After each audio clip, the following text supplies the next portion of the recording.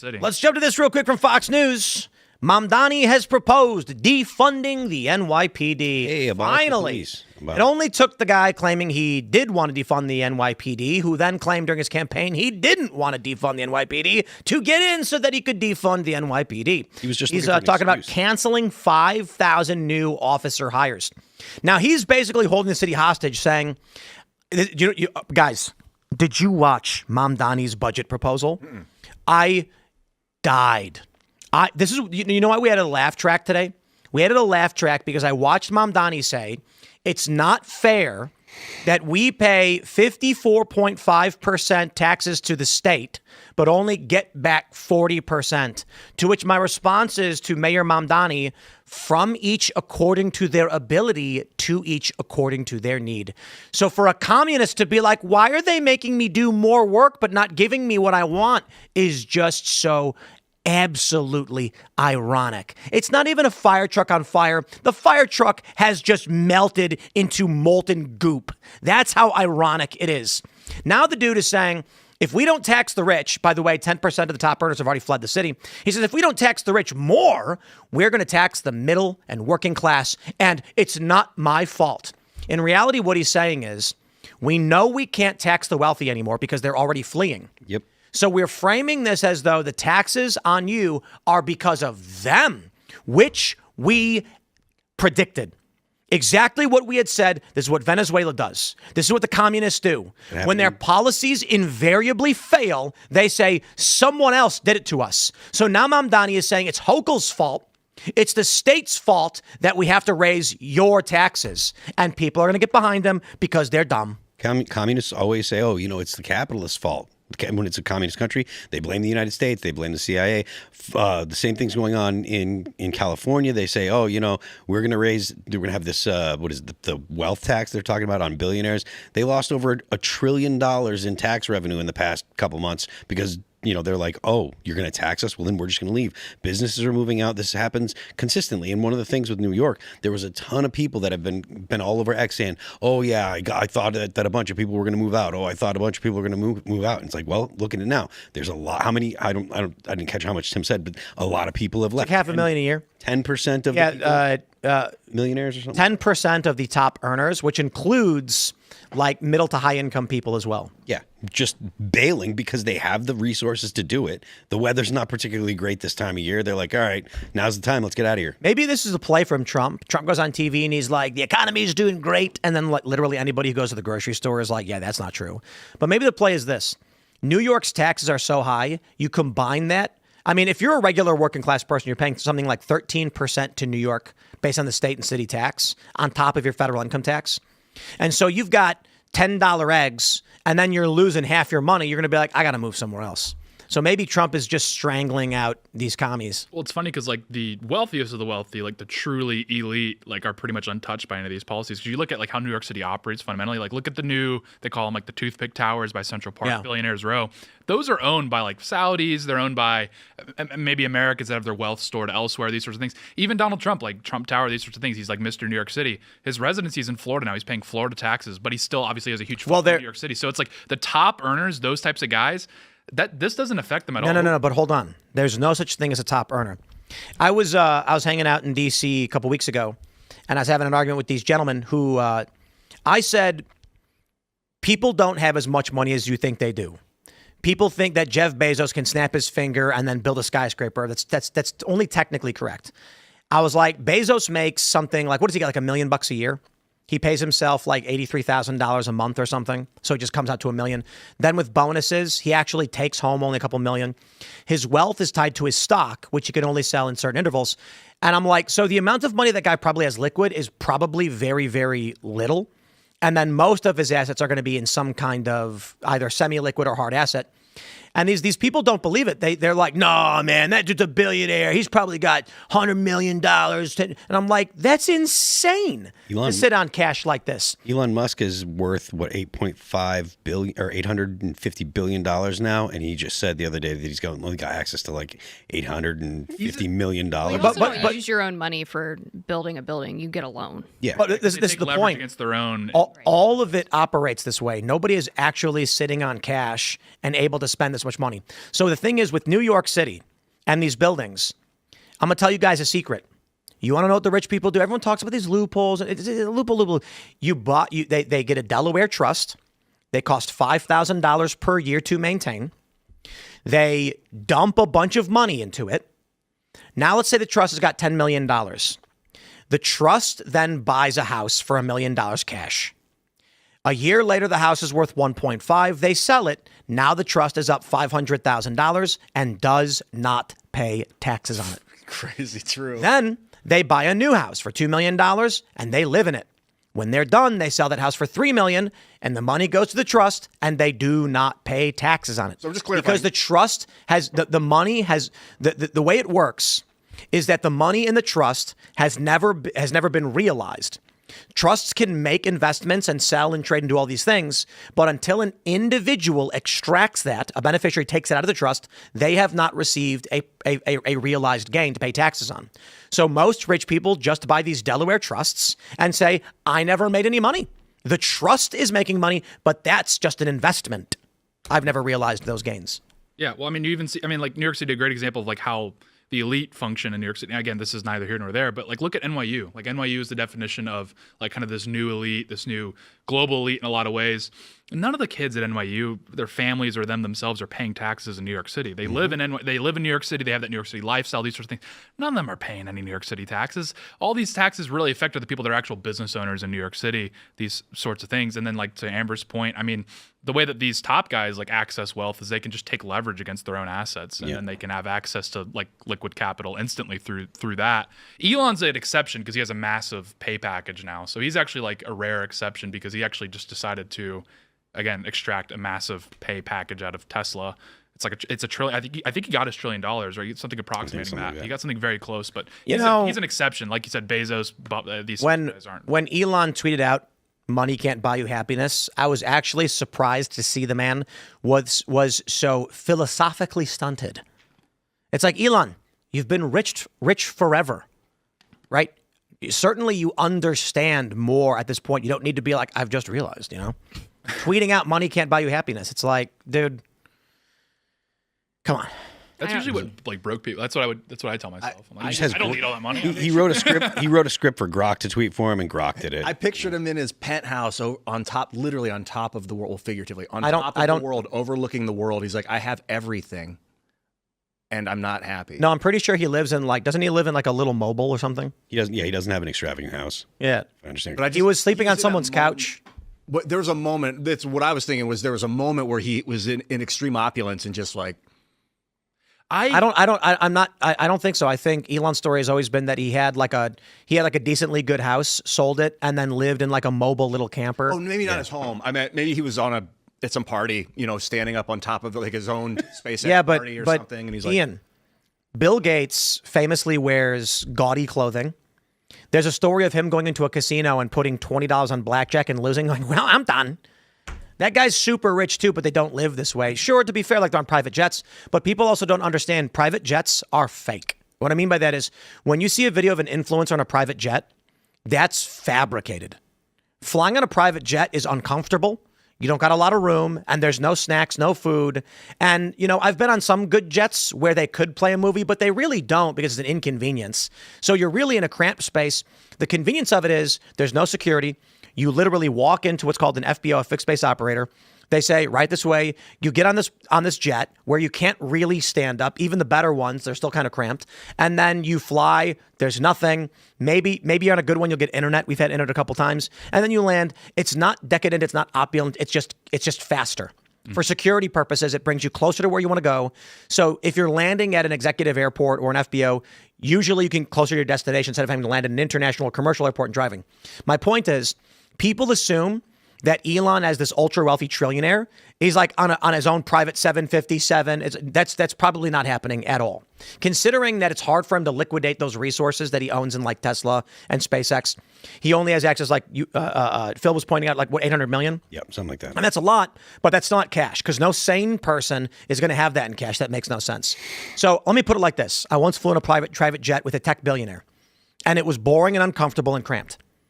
This guy literally, well, I don't want to call him a billionaire because he was actually just like a little bit below $1 billion. And he's like, here's my private jet. And I'm like, cool. Like, this is fun, but it's not opulent. Certainly opulence exists. Like Taylor Swift was flying on, what was she flying on? It was like a Learjet or something. I think so. It was like a G4 or something. Yeah, G4 maybe. And you actually get a bit of headroom, but you're still like most of these jets. It is not what people imagine. So what happens is they go on Instagram. That nice, Ann. It literally isn't fast. I just kidding. I can't relate to this at all. They are. No, but this is the secret. The truth is the world is built for poor people. The overwhelming majority of the people on the planet are poor. And while rich people have access to all of these things, it's typically for poor people. So let me put it like this. Actually, Andrew Tate put it really, really great. He said, once you get rich, all you're doing is looking for a better steak. And he absolutely nailed it. I disagree, because you're also trying to preserve the system, the entire economic system that enables steak to be produced. Not necessarily. Not if you're like a day trader and you're just extracting from the system. I also want to. I mean, you should maybe be like a moral obligation to protect the system that produces the steak. I also want to say, Amber, you can probably intellectualize this idea. Where this is like a good dynamic we have, is where I like throw something out and then she explains it. I hate like this Warren Buffett, wholesome Chungus wealthy, like where he's like exorbitantly wealthy, but he's like, I go to McDonald's and drive a Corolla. I'm like, if you're wealthy, if you're that rich, I want you living like a supervillain. Yeah. I want you to be like covering Native American reservations in peanut butter just for no reason, just like blowing stuff. Like I want you living like a supervillain. That's what I want to see. Can you explain this? Well, okay, so I mean the thing is to get that rich, you have to be careful about lifestyle creep. And so they've become accustomed to being relatively frugal in their daily purchases because that's how they amass their wealth. That's why you see NFL players go broke 2 years after retirement. Yeah. This is my point. They blow all their money. Let me tell you guys a secret. Most fancy steakhouses that you find on Google are fake fancy. They are designed to cater to the middle to lower income people who want to pretend to be rich. Like Ruth's Chris? Yes. Exactly. Yeah. I've noticed that place. There's always people taking like trashy birthday pictures in front of the Ruth's Chris sign, and I'm just like, I can't. I'm not a fan. I'd rather of that go to place. Outback Steakhouse. Agreed. Longhorn. Yeah. Bro, I went to Longhorn Steakhouse and the filet was incredible. But I'll tell you a secret. The actual wealthy people, they go to places only they know about. Mm-hmm. You want to know if someone's truly rich? Their clothes don't have tags on them. I was at Mar-a-Lago. And there was a guy sitting. So I don't know if you guys know the layout, but in the lobby area, there was an older guy sitting on the couch, and some old ladies walk in, and they were like, "Oh, Peter!" And she goes, "Oh my God, you're wearing tags." And he was like, "Well, I had to go get something. And I needed something to wear." Because you get it tailored. Your clothing is all custom made by a tailor who measures you, and it fits you perfectly. And I went and got food at Tucker Carlson once, and we get in a car, and he's like, "I know a great place." And we ate at what was it was like a mansion. We pulled up to a house. There's no sign for it. I couldn't find it on the map. And the room that we ate in was the study. Yeah. And it had a fireplace, and they closed the door, and there's books behind us. And it was literally like being in someone's house, except the waiter would come into the room. And then I was like, what is this place? And then it's not listed on Google Maps.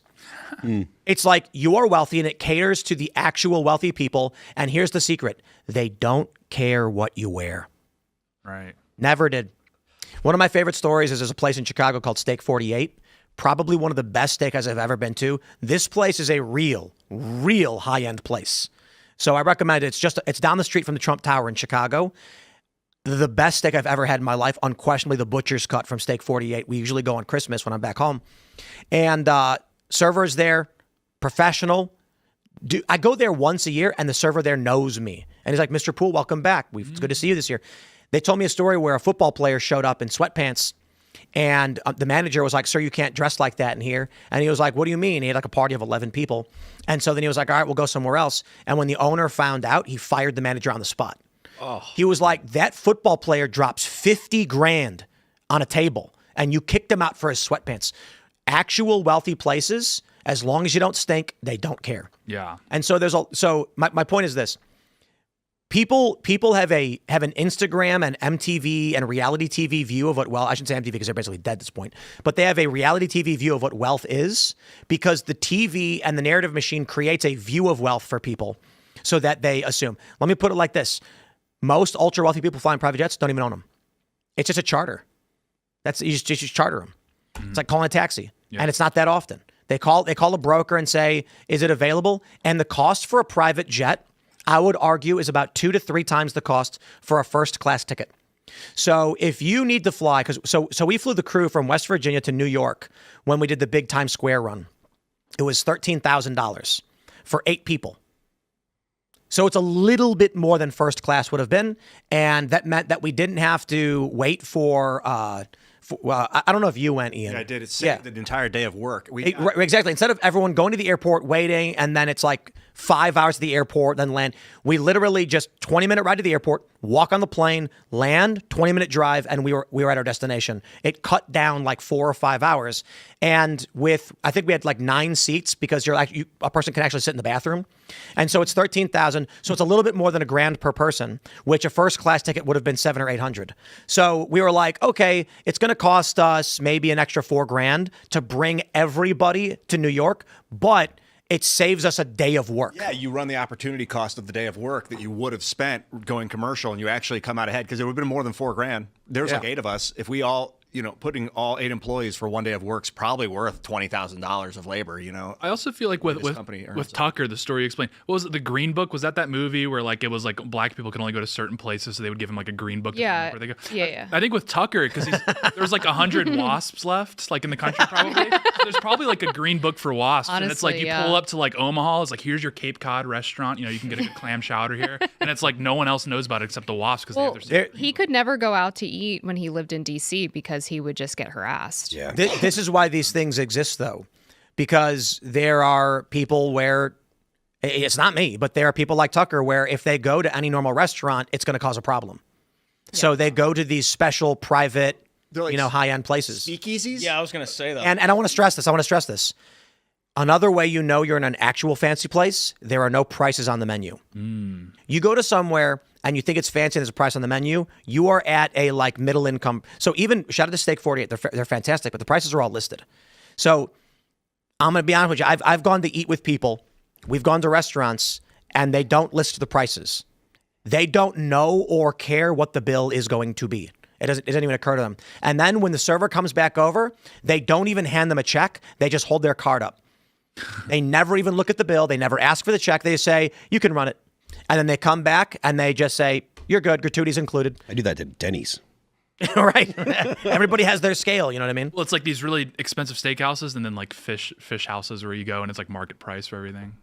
Yeah. Market price makes sense, though, because important stuff. Yeah. Yeah, but there are... you just order the crab cake and you're like, F it, man. Whatever it costs. Price and it's $80 these days. There are a lot of places in New York that are fake speakeasies.